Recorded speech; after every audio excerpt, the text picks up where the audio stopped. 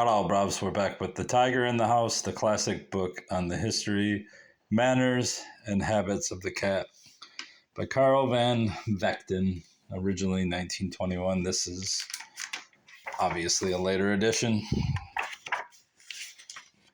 1920, and this is the 89 version. Chapter 2 is a rather long one, so I'm going to break it up in 4 parts since it's, I think, 37 pages. Chapter 2, Treating of Traits. Now that I have, perhaps, convinced the reader that cats have character, it is time to assert with equal positiveness that cats have characteristics. No cat lover would be willing to deny this, for the characteristics of the cat are what make her generally beloved. Many of these traits are born of feral habits, hundreds and even thousands of years old. The dog is an animal who in the wild state travels in packs. He follows his leader in hunting expeditions. In the domestic state, he transfers this allegiance from his leader to his master. For man is literally the master of the dog, and as he is of the horse and the ass, and as he has been of the maidservant. I am botching this miserably already. Let me put a book under here. Maybe this will change my luck. Put a book under here so it doesn't sag. The cat, on the other hand, in the wild state, hunted and lived alone. He retains the independent habits of such a condition. Observe, for instance, a dog eating. If a man or another dog approaches him, he will growl. He has a racial memory of fighting for the best food, and it is in his instinct to bolt it down before it can be taken away from him.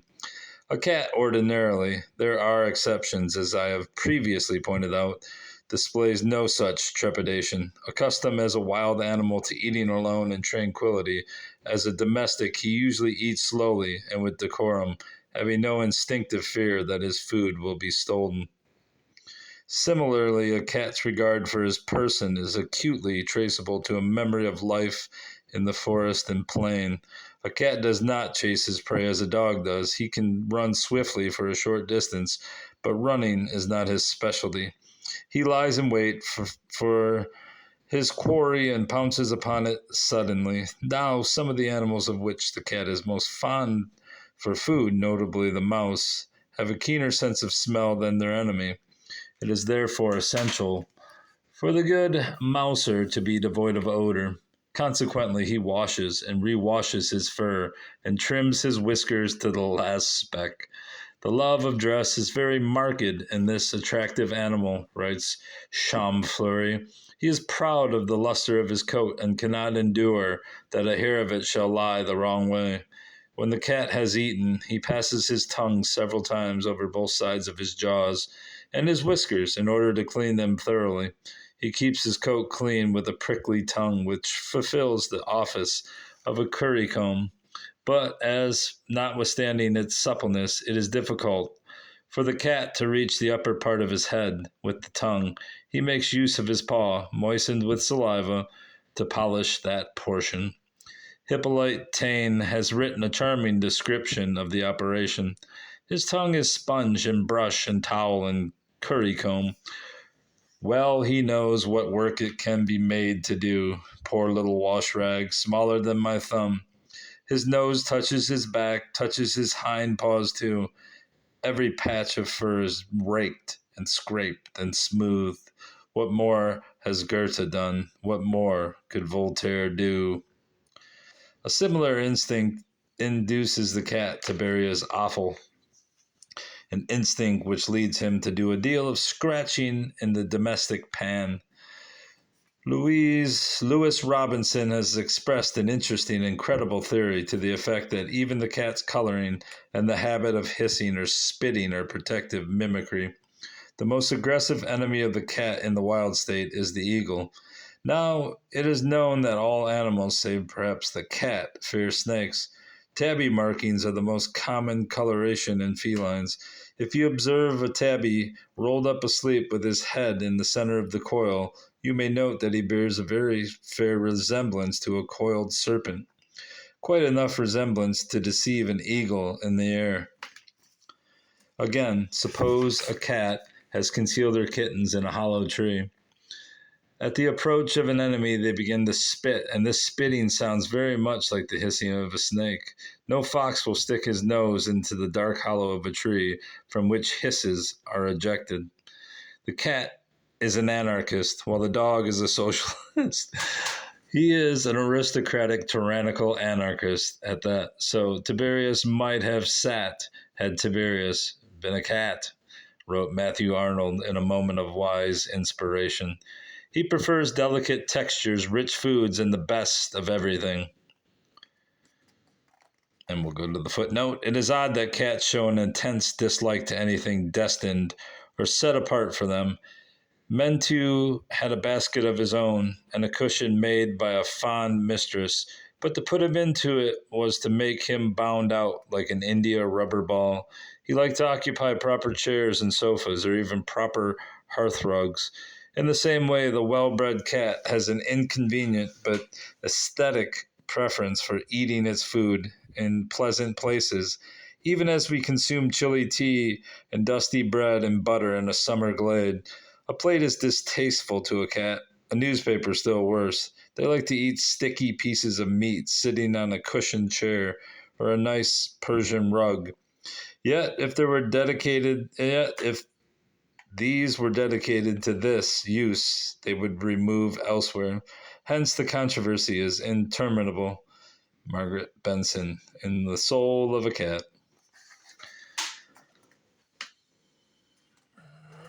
It is necessary to say that if the cat holds a big place in the household, it is not alone by his graces of spoiled child. His loving culinaries and the seductive abandon of his lovely indolence, more than anything, it is because he demands so much. His personality is strong, his awakenings and his wishes impatient. He refuses to wait. Under his supple grace, his gesture is one of insistence and command. You defend yourself in vain, he is master and you yield. Thus has written Madame Michelet, of whom her husband, the good Jules, once retorted to her boast that she had owned 100 cats. Rather, 100 cats have owned you. A writer in The Spectator describes a typical cat. We have seen a tabby with a black muzzle, who, for cold, calculated, and yet perfectly well-bred insolence, could have given points to a spiteful dowager duchess, whose daughter-in-law wasn't one of us, you know. The heartless and deliberate rudeness of that cat's behavior on occasion would, had she been a man, have unquestionably justified shooting at sight. The courtiers in the most slavish palace in the East would have rebelled had they received the treatment she meted out daily to those who waited on her hand and foot. After a devoted admirer had hunted breathless and bareheaded over a large garden and under a blazing July sun, lest puss should lose her dinner, and had at last brought her into the dining room in his arms, that cat, instead of showing gratitude and instead of running with pleasure to the plate prepared for her, has been known to sit bolt upright at the other end of the room, regarding the whole table with a look of undisguised contempt, her eyes superciliously half shut and a tiny speck of red tongue protruding between her teeth. If the thing had not been so exceedingly well done, it would have been simply vulgar. As it was, it amounted to the most exasperating form of genteel brutality imaginable. The company having been at last thoroughly stared out of countenance and put down by this monstrous exhibition of intentional rudeness, the cat in question slowly rose to her feet and, digging her claws well into the carpet, stretched and balanced herself while yawning at the same time with lazy self-satisfaction. After this, she proceeded by the most circuitous route obtainable to the plate put before her, evidently intending it to be so clearly understood that she held its presence under the sideboard to be due in some way or other to her own skill and forethought, and that she in no sense regarded herself as beholden to any other person. The cat is the only animal that lives with man on terms of equality, nay, superiority. He willingly domesticates himself, but on his own conditions, and never gives up his complete liberty, no matter how closely he is confined. He preserves his independence in this unequal struggle, even at the cost of his life. A common tomcat living on the domestic hearth, on the best of footings with the family, visits the rooftops and the fences, becomes a leading figure at prize fights, negotiates his amours on a lavish scale, and otherwise conducts himself when he is away from the house exactly as he would in the incult state. Indeed, when he is thrown on his own resources, as frequently happens both in town and country, he is perfectly capable of taking care of himself and adjusts himself to the new conditions without a moment's hesitation. This characteristic is admirably illustrated in a story by Charles G.D. Roberts. What is that from? How a Cat Played Robinson Crusoe in Neighbors Unknown. A story founded on a true incident. A dog in a similar predicament would be entirely helpless. The dog, indeed, in submitting to slavery, has entirely lost the power to take care of himself when occasion arises. It has amused Mr. Booth Tarkington, and his readers will share this jocund emotion to paint a picture of such a cat. Penrod and Sam. It's from a prodigious lanky beast who has forsaken the comforts of the fireside and the affections of a little girl for the pleasures of wild life and the chase. He had been a roly-poly pepper and salt kitten named Gypsy, a name to which in his subsequent career he gave real meaning. Early in youth he began to dissipate and was wont to join rowdy alley cats in their midnight maraudings. His taste for a fast life increased with age, and one night, carrying the evening beefsteak with him, he joined the underworld. His extraordinary size, his daring, and his utter lack of sympathy soon made him the leader, and, at the same time, the terror of all the loose-lived cats in the wide neighborhood. He conducted no friendships and had no confidants. He seldom slept in the same place twice in succession, and though he was wanted by the police, he was not found. In appearance, he did not lack distinction of an ominous sort. The slow, rhythmic, perfectly controlled mechanism of his tail as he impressively walked abroad was incomparably sinister. This stately and dangerous walk of his long, vibrant whiskers, his scars, his yellow eye, so ice cold, so fire hot, haughty as the eye of Satan, gave him the deadly air of a mousquetaire duelist. Is that a mousquetaire? Mousquetaire duelist. His soul was in that walk, and in that eye it could be read, the soul of a bravo of fortune, living on his wits and his valor, asking no favors and granting no quarter, intolerant, proud, sullen, yet watchful and constantly planning, purely a militarist, believing in slaughter as in religion, and confident that art, science, poetry, and the good of the world were happily advanced thereby. Gypsy had become, though technically not a wildcat, undoubtedly the most untamed cat at large in the civilized world. The cat whose portrait Mr. Tarkington has painted in these few brilliant strokes discovers the backbone of a 3-pound whitefish lying within a few inches of the nose of Penrod's old dog, Duke, and Duke awakens to the terrifying spectacle of the cat bearing the fishbone in his horrid jaws. Out from one side of his head and mingling with his whiskers projected the long spiked spine of the big fish. Down from the other side of the ferocious head dangled the fish's tail, and from above the remarkable effect thus produced shot the intolerable glare of 2 yellow eyes. To the gaze of Duke, still blurred by slumber, this monstrosity was all of one piece.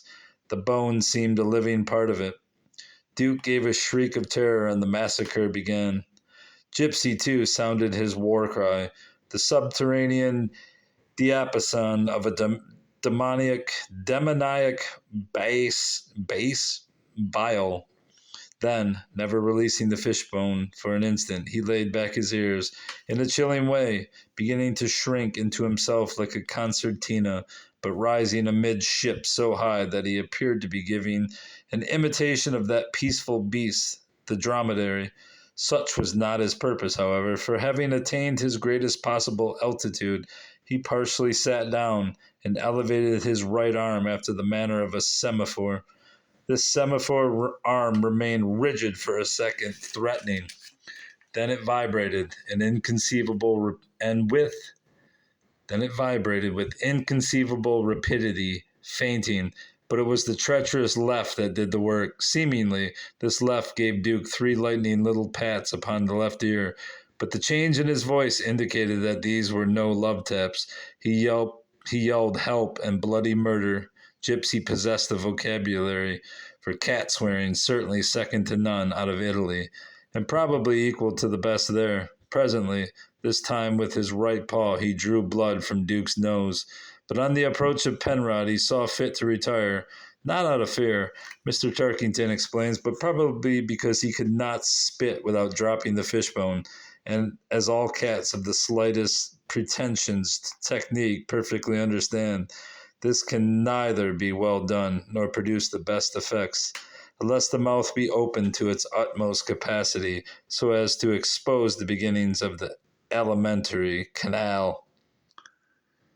Gypsy should not be regarded as a curious exception in the feline world. The cat, indeed, is the only animal without visible means of support who still manages to find a living in the city. I do not mean to say that all cats do. Both in the city and the country, cats without homes and even cats with homes are largely at the mercy of a great many enemies, both aggressive and accidental. The wicked small boy, the automobile, the dog, the tramcar, the rabbit trap all quickly put an end to many superfluous pussies' lives, but it is equally certain that the number of apparently unprovided for cats who live wild lives in both city and country is very large indeed.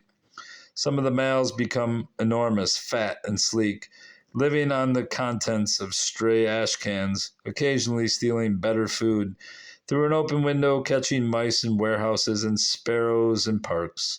Even the females manage somehow not only to care for themselves, but also to bring up families. The cat's ability to leap and climb gives him a marked advantage, both in hunting and escaping from his enemies. It is a curious fact, however, that cats who climb to considerable heights frequently refuse to descend from more modest ones. A cat in a tree whither he has fled from a dog, or in a second-story window, yowling piteously, is no uncommon sight. Sometimes the rescue of such a cat becomes an international matter. It has even been found expedient, on occasion, to call out the fire department. It should be remembered that a fall from any considerable height is a serious matter for a cat. In spite of the popular superstition that he always lights on his feet, he is quite likely to break his spine. Water alone is sometimes difficult or impossible to procure, but cats can do without water for several days, the blood automatically thickening. One very hot August Sunday afternoon, walking up Fifth Avenue, I observed a large orange tabby Tom rubbing himself against the hydrant and mewing. I stopped to speak with him, as is my custom with cats, when an Irish policeman approached.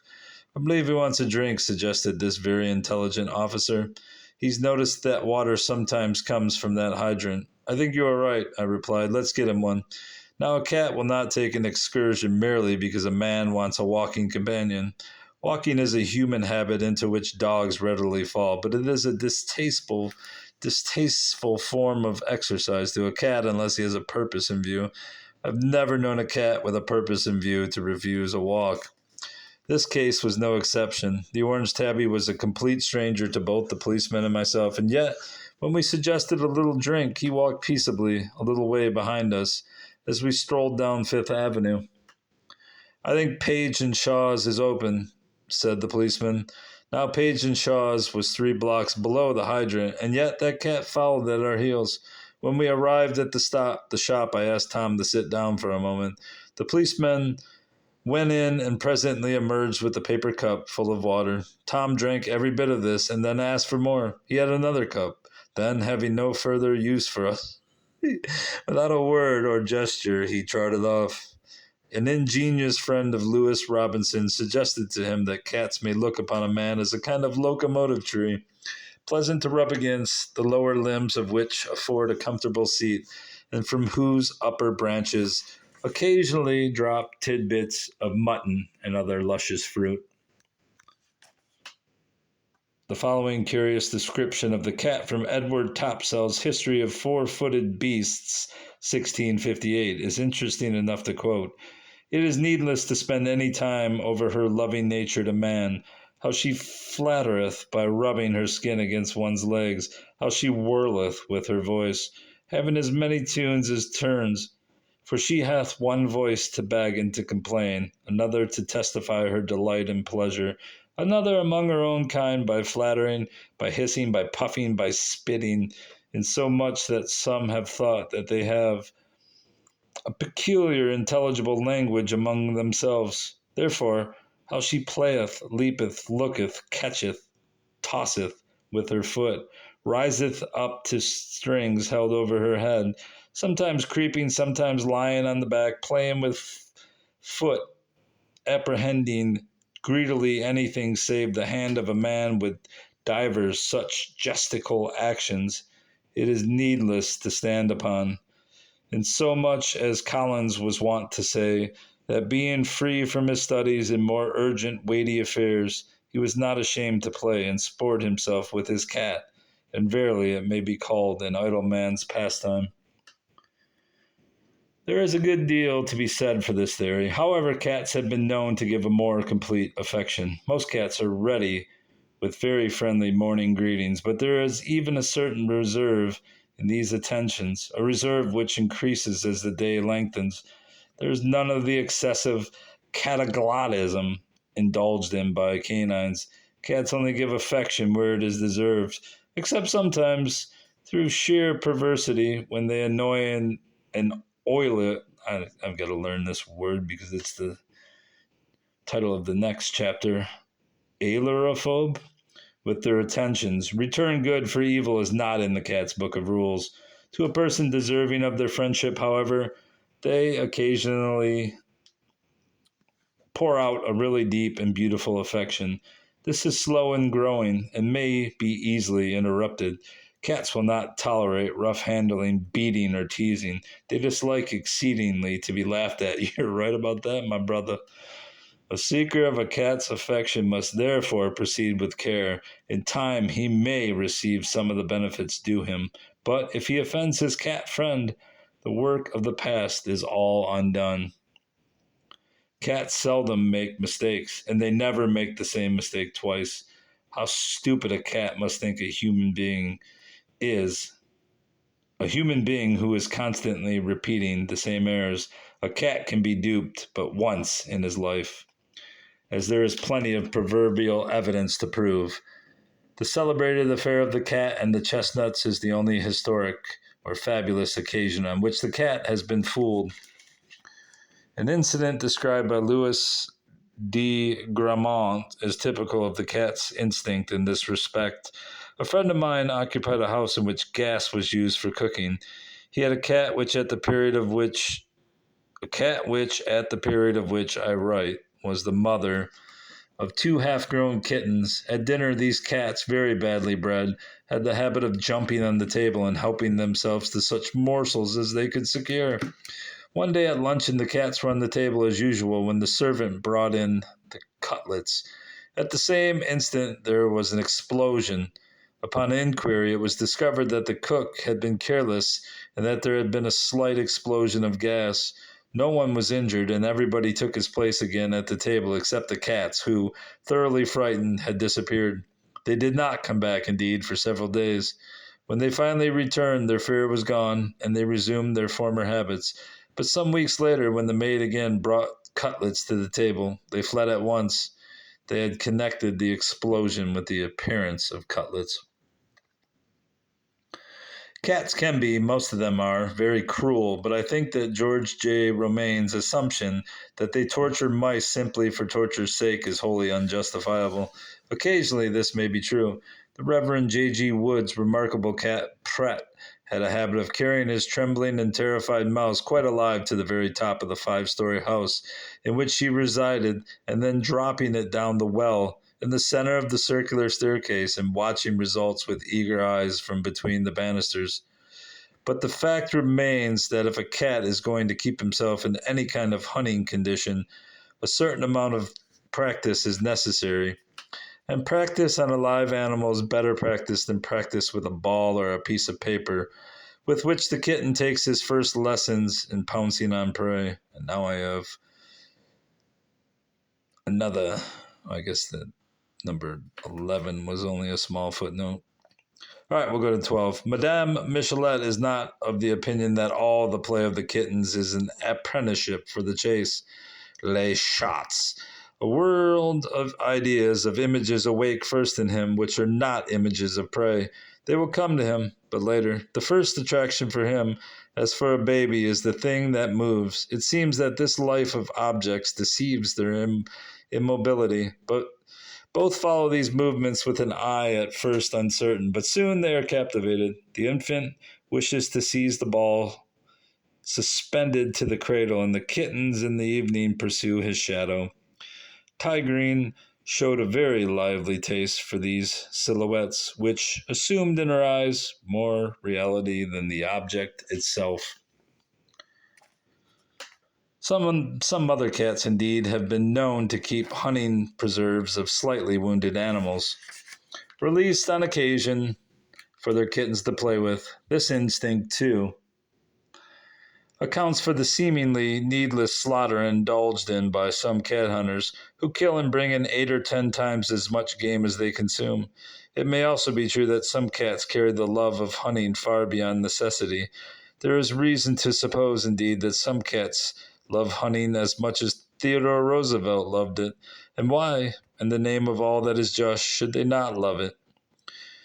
There are those who protest against the killing of wildlife by cats, who see no evil in leading tame lambs and calves to the slaughter, who enjoy eating lobsters that have been boiled alive, who wear on their hats aigrettes torn from the breast of live nesting birds. Is that egrets or aigrettes? Who send cows on long, sickening ocean journeys crowded so closely together that they can scarcely lie down, or pack chickens in crates so tightly that they cannot move. People who go fox hunting 3 times a week in the season object to a cat torturing a mouse. But they see no harm in teaching dogs to hunt. The crime of the cat is that he does his own hunting instead of man's. Even owners of factories employing child labor and dramatic critics have told me that cats are cruel. Now, a cat, like a man, is a carnivorous animal. He is even more so than a man, for a healthy cat must have animal food, while a healthy man, vide Bernard Shaw, may subsist entirely on fruits and nuts. He is therefore following a natural instinct in killing birds and mice, and he is keeping himself in training when he subjects his captures to a certain amount of torture. But cats resemble tigers. They are tigers in miniature. Well, and very pretty miniatures they are, writes Leigh Hunt. And what has the tiger himself done that he has not a right to eat his dinner, as well as Jones? Deprive Jones of his dinner for a day or two and see what a state he will be in. Of course, one may bell the cat, which simply means to tie a loud-sounding bell around Puss's neck.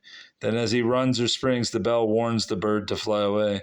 Unfortunately for the success of this expedient, an intelligent cat who is also an obstinate hunter will soon learn to hold the bell under his chin in such a manner that it will not ring. I did not know that. Anyway, I'm stopping here because I'm approaching 30 minutes, and 30 minutes is just enough.